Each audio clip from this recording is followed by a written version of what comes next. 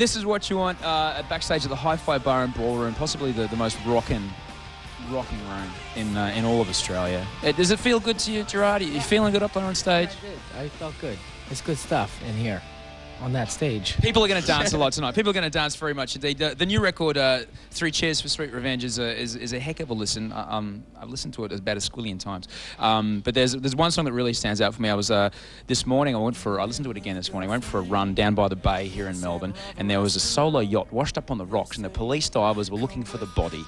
And I think that's possibly the most appropriate setting to listen to the song "I'm Not Okay," which really really hit me right in here. And I'm wondering, that song must come from a pretty full-on place for you, Gerard. It comes from a very simple place. It's the simplest song we have, but it's one of these songs that never gets old, and we play it on stage, and we feel the same thing every time, I think, during that song.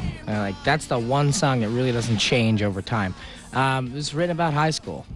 I don't even know why. It was written about, failed suicide attempts that weren't even real suicide attempts, just stuff like that, all the terrible things you go through in high school, people just going through cries for attention, and it really fires us up on stage. So what do you do? Where do you go when you're not okay? Where do I go? I have a therapist, and we hang out and talk about Lord of the Rings. That's what happens, actually. Just discuss the Middle Earth versus Mum and Dad. Yeah, and Simon and Garfunkel, and then we'll talk about me a little bit. And then in the end, I feel better.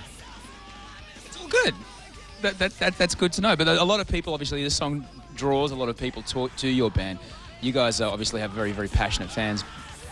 They obviously must just open up to you all of a sudden and go, oh, you got me through this, or you pulled me through that. You must hear some harrowing shit. They do. And at first it was kind of like you felt like you had a big weight on you, and then you heard some things that were kind of maybe disturbing to you, and then you realize that well, that's what you did. You opened yourself up to people that are going to open themselves up to you, so you get used to it and you come to accept it, and there's nothing more you can do really than be the band and the person you are, but you can't go beyond that. Cool. What do you remember about making the video, Mike? Man. Yeah, it was the first time we really actually played with Bob, was during that video. Yeah, it's well, having your first performance captured on film, Bob, was it scary?